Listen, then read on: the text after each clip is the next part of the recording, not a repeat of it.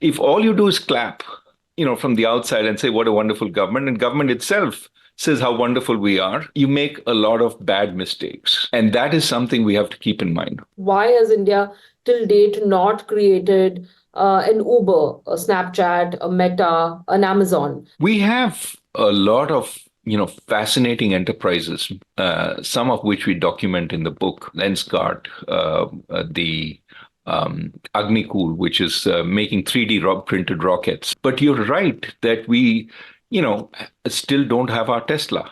We still don't have our, drug manufacturers. Where is our Pfizer or our Merck? Professor of Finance at the University of Chicago, Booth School of Business, a former governor of the Reserve Bank of India, former chief economic advisor to India's finance ministry, former chief economist at the IMF, and of course, author of numerous books, Dr. Raghuram Rajan. Thank you so much for speaking to Brut. Thanks for having me. You worked both with the UPA government and the Modi government.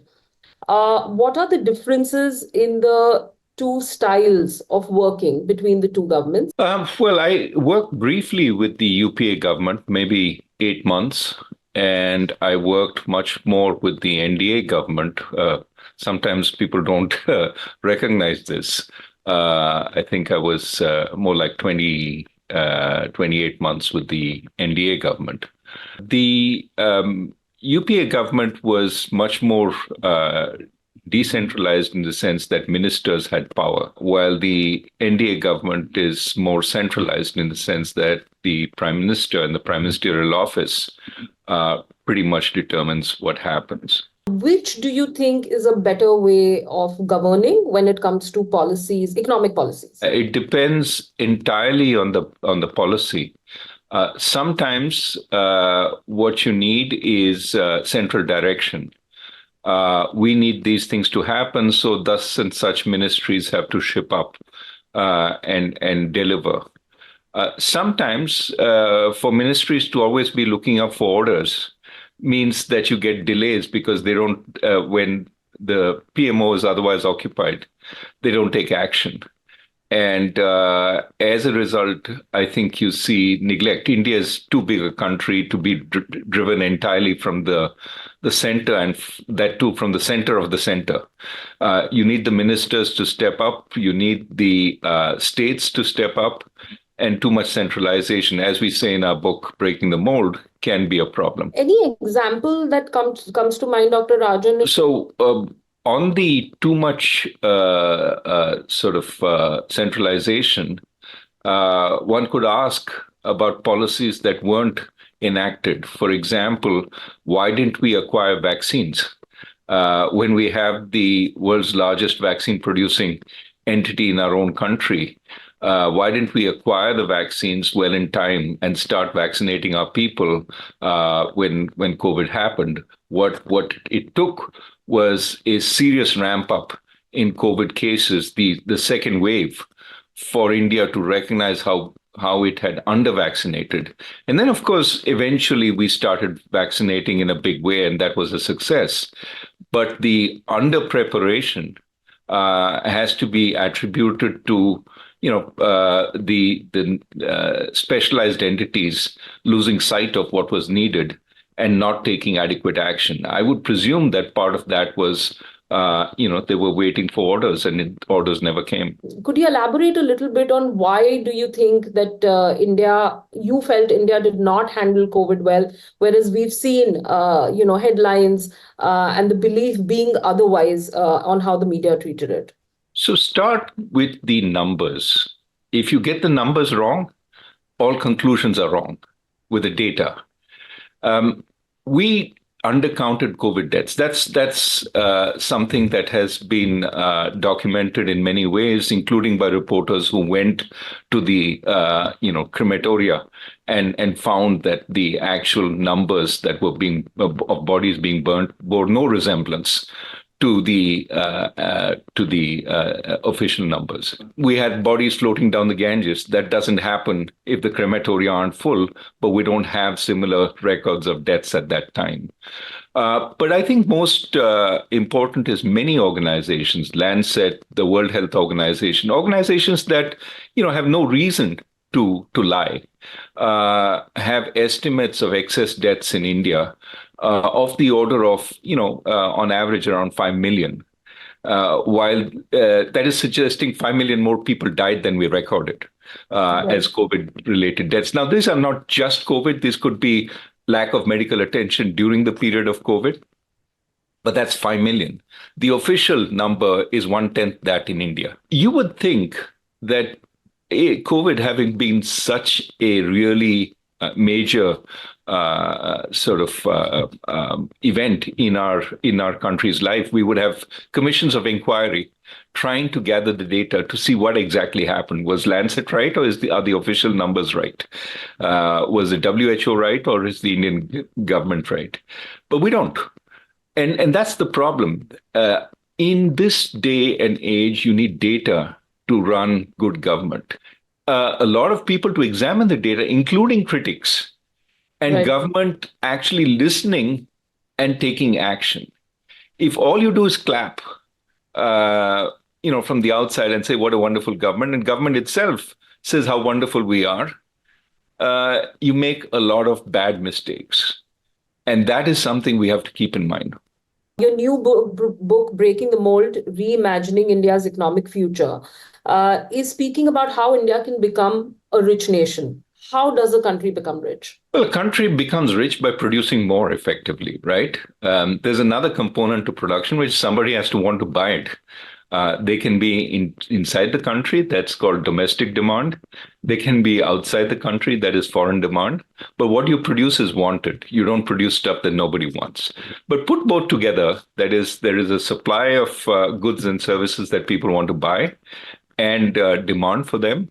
And if you can do that in a bigger way, you become richer because somebody is paying you for all that stuff that you produce. India missed the Industrial Revolution. Do you think we have been trying to play catch up ever since then? Well, we are trying to play catch up today. And what is important to note is we are not against manufacturing.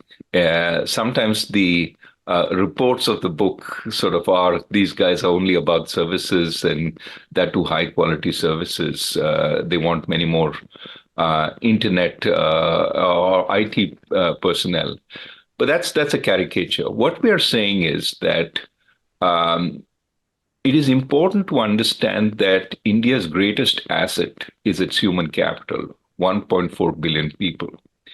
And we have to give these people a better chance to grow, to fulfill themselves. And that means focusing on improving their capabilities. And typically that means something that government after government has neglected, which is healthcare, nutrition early on, healthcare later on, and education and skilling. Now, today we have a somewhat skewed structure. We don't produce enough people with a moderate education. India has one of the largest number of engineering graduates every year, but the quality differs widely. They're not all IIT or NIT graduates. Many of them are from colleges which don't teach well. In fact, a survey suggests 50% of Indian graduates are unemployable.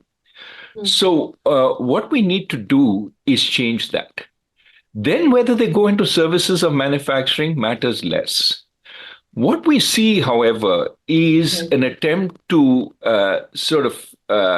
not do the fundamentals, but spend enormous amounts in trying to revive manufacturing, assuming that's the only way of growth. And we're saying that elevating manufacturing over everything else through enormous subsidies is not the way to go, because in a sense, that route is much harder today than earlier. Typically, it used to be the case that East Asian countries, China, started at the bottom, unskilled manufacturing, put stuff together, and then climbed up the ladder to become to more sophisticated manufacturing. The benefit they had in doing that was they were competing with Western workers. And they, with cheap labor, a lot of sins are forgiven. You don't have good infrastructure, you don't have cheap electricity, it doesn't matter. Your cheap labor is compensating. So we're saying it is great to think about becoming a developed nation, but fix the fundamentals. With 35% malnutrition at the early age, you condemn 35% of your labor force to really low quality work because their minds don't develop, their bodies don't develop.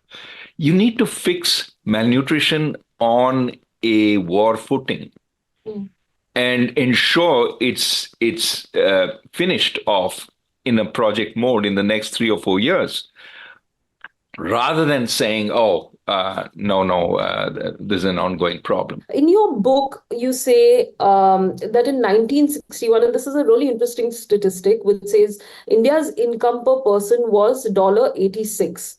It was ahead of China's, which was at 76, but behind South Korea's, which was at $94. Today, India is lagging behind at 2,300 versus China's 12,500 and South Korea's $35,000. My simple question is why? A variety of things. I would argue that the wrong answer is to say they went into manufacturing and we didn't, right? Yeah. I think the right answer is to say that we didn't, even as a democracy, focus on building out human capital. That we lagged behind on education. And if you compare India and China at the time of their liberalization, they started in 1980. We, probably started somewhere in early 1990s. We were 10 years behind. But they started with fantastic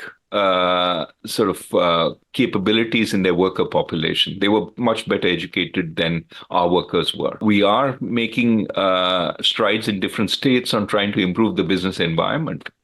What still is is a place where we need to do more is on human capital. Let me give you an example to show the power of human capital, which is what we start with in the book. There's this guy, Mustafa, really heartwarming story, who's a laborer's son. His father picks up ginger root, throws it on a truck. And Mustafa goes to school, which is a wonder. All kids are going to school, but fails in sixth grade.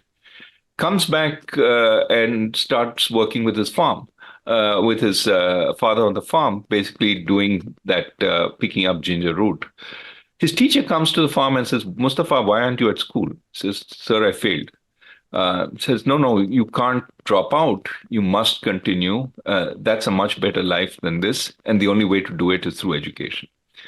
So he goes back to school. His friends make fun of him because he's now one grade below with all the junior kids.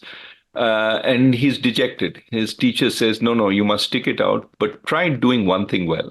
And he focuses on math, tops the class, gets the approval of all the students, tops the school, becomes an engineer, goes to NIT.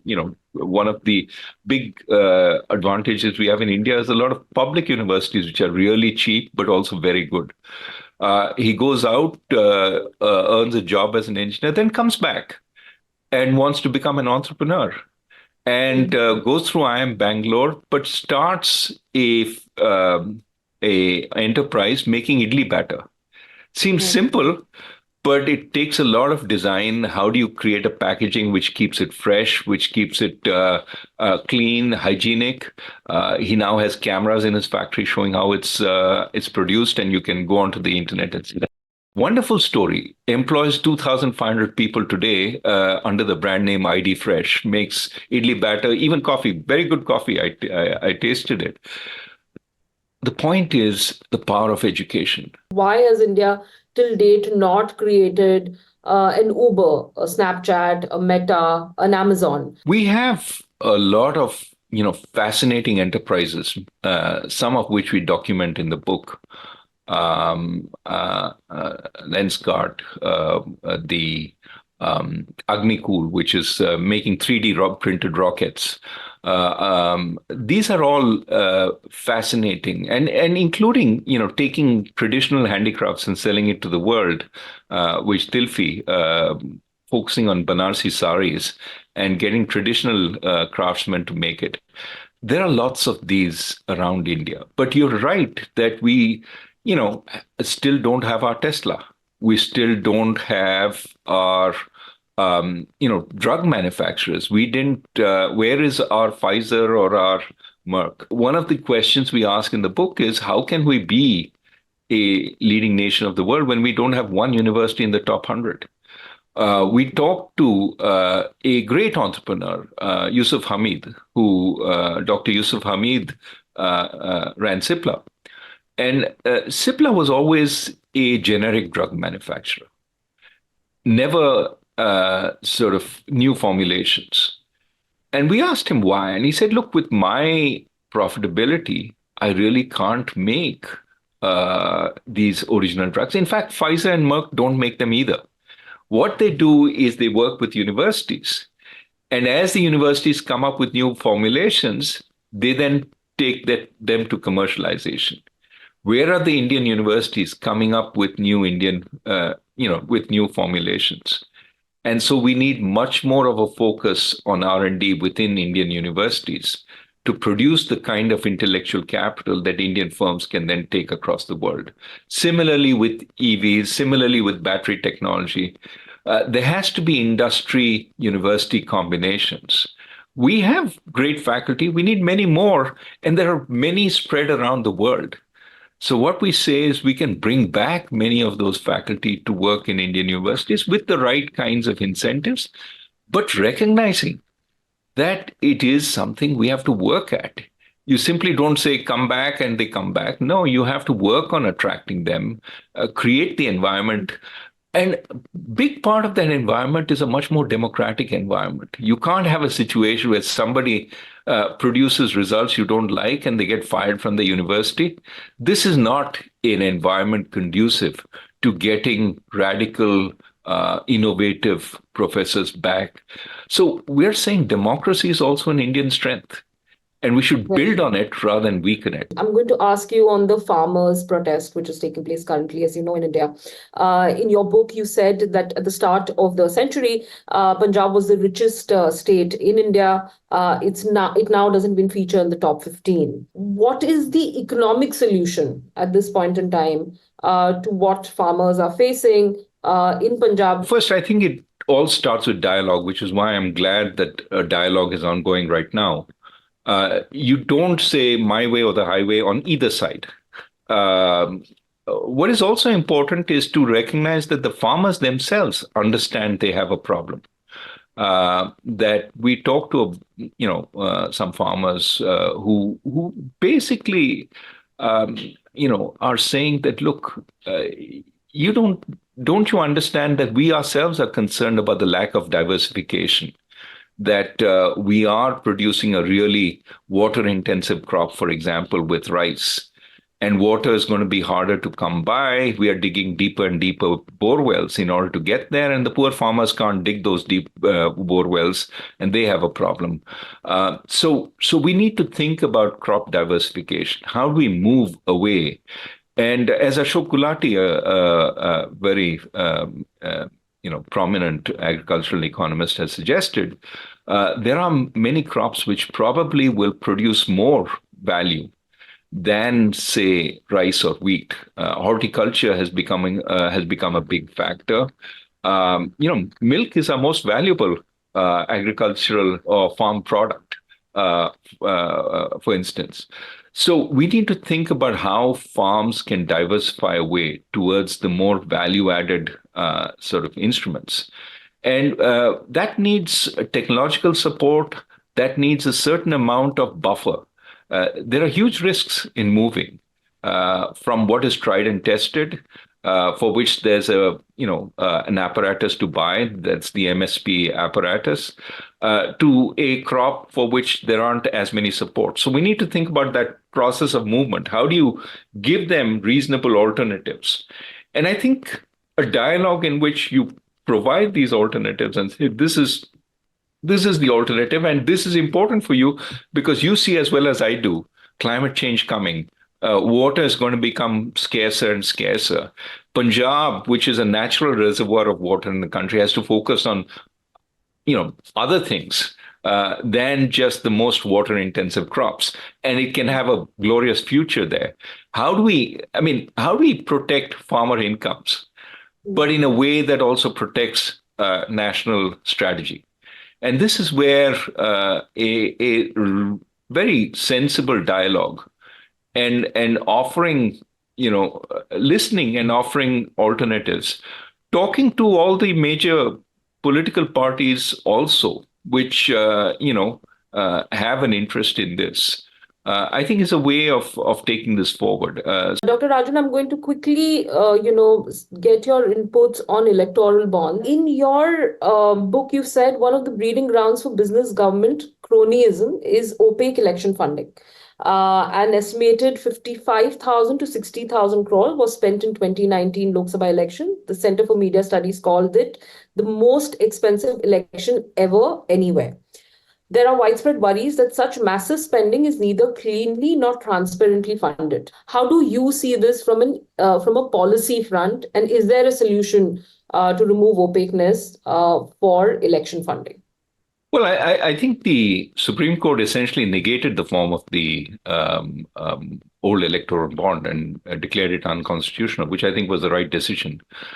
You cannot, in a democracy, have business funding some party and nobody knows who's funding. What were the quid pro quo? If I send you 1,000 crores, it's not out of the goodwill of my heart. Was I pressured, or did I get something in return? Did I get higher tariffs to protect my goods? Did I get cheaper funding from state-owned institutions? And also, why are unprofitable entities funding? What is going on? I mean, there weren't even restrictions, as I understand, on foreign entities funding political parties through this route. I mean, this is just unconscionable. And I think the Supreme Court rightly has said this needs to be cleaned up. I think it has also asked the names of those who gave to be made public. I'm not sure we will learn a lot from that. I think even under the system, some of those routes may be disguised. But I think it's important going forward that who gives to whom should be made public. Now, that said, there's another element to that, which is that in our system, in this system, it was relatively skewed. Given that the entity taking the money in was the State Bank of India, most people would assume that the government also knew who was giving the money to whom. And then if you were giving to the opposition, many business people might fear that they would be targeted by the government for giving to the opposition. I don't know whether those fears are justified, but I think given that most of the money sort of went to the incumbent party rather than to the opposition, and that skewed the playing field because the incumbent party had white money to play with in elections, while the opposition was forced to rely on darker sources of money, and that then made them vulnerable to raids by the ED and so on. So the whole system was skewed towards incumbency, which I think we needed to rectify. That said, going forward, we need two elements. One is more transparent funding. People should know who's giving to which party, and that should be completely open and for all to see. But equally important, and this is the harder part, how do you protect to the opposition from raids by the ED and by the income tax authorities? And that requires a much greater strengthening of our democracy, which we talk about in the book. How do you render these agencies independent of the government in power? Because if they're not, do any change you want, it still is a skewed system. Speaking on the system and the checks that you've spoken about, one quick question on that. What are the changes that we need in governance so that it doesn't, or checks and balances, like you're saying, to hold power accountable, no matter who is in, who's heading the government, no right. matter who.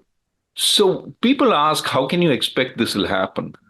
And it did happen once in Indian history, which was post-emergency in 1977, when the Janta government came in, it reversed a lot of what had happened till then, and also actually took steps to try and reduce the power of some of these agencies. I remember the head of IB, head of RAW were downgraded in post and were made less powerful.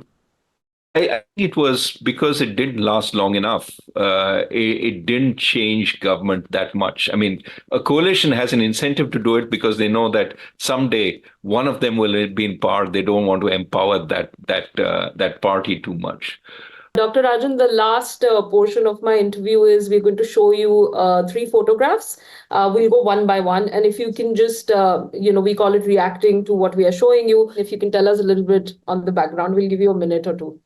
This was when I took over as governor, and I was trying to rebuild spirits in India because we had been hit by the taper tantrum.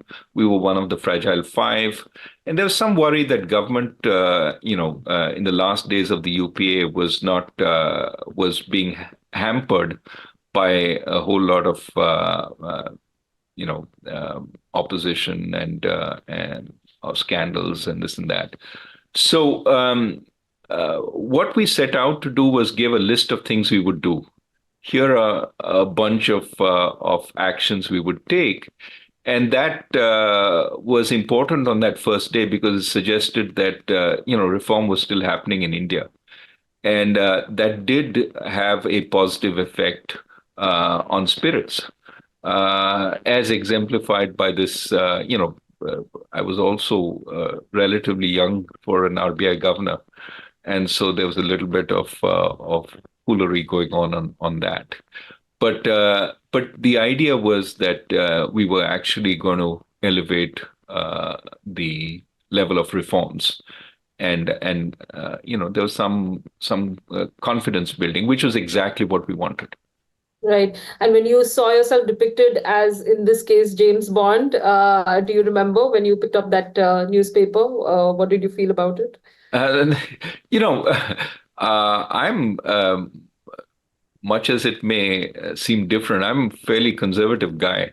And this was not necessarily the right image for a central banker. We were trying to portray confidence, calm. But, if this is what takes, the broader public to come along, so be it. What was important was to ensure that, you did send the image of confidence and capability within the central bank. And again, when I talked to RBI staff, I emphasized the capabilities at the RBI and the integrity of the RBI. And those were really important in that environment. We'll show you the second image, Dr. Rajan. Could you talk about that a bit? I think it was important to, as an institution, to establish contact with the officials in the NDA government, because we are a democracy. Government changes. And so I went and met with first the finance minister and then the prime minister. And what was important is both were intent on showing continuity. There was talk that there'd be a mass firing of past officials. But I had a good rapport with both of them, Mr. Jaitley and Mr. Modi. And I used to go every month and a half, brief Mr. Modi on what was going on. He would listen very intently. As I said, he's not an economist, but he's obviously a leader who wants to know. And we used to have a very fruitful conversation where we talk about what needed to be done and so on. So as I said, again, maybe 28 months with the NDA. When you see some of the trolls, you would think that I spent all my time with the UPA government. Actually, I cut interest rates. I elevated interest rates in the UPA government, cut them in the NDA. You would not know that from the kind of dialogue that sometimes happens in public. Our last image, Dr. Rajan, we'll put that up on the screen for you. This is the previous Bharat Jodo Yatra for Rahul Right. Gandhi, and you had an interaction with him as well. If you could talk about that a bit. Well, I think Mr. Gandhi's Bharat Jodo Yatra was a attempt to push the idea that one, of course, is we are an integrated country. We are one country, but also democracy was very, and free speech dialogue was a very important component of it. And I thought that was really very important. I find Mr. Gandhi is someone who is, a person with a variety of ideas, some of which, I agree with, wholeheartedly. Some of which we have a debate on. This dialogue, we spent a few hours walking together, was talking about some of those ideas. But I have had many conversations over time with him, and I think his push for love, not hate, for democracy, for national integration. His visits to some of the hotspots of the country, Manipur, for example, and more generally, I think the courage in walking relatively unprotected. I mean, on this walk, I realized how, it's walking across India like this is requires in a person who's seen his father and his grandmother destroyed by assassins, a degree of courage which is really commendable. So I have said repeatedly, I talk to all, but this was an attempt to say that democracy was really important for India, and I subscribe to that. And this was a walk for democracy. Dr. Rajan, thank you so much for speaking to Brut. Thank you.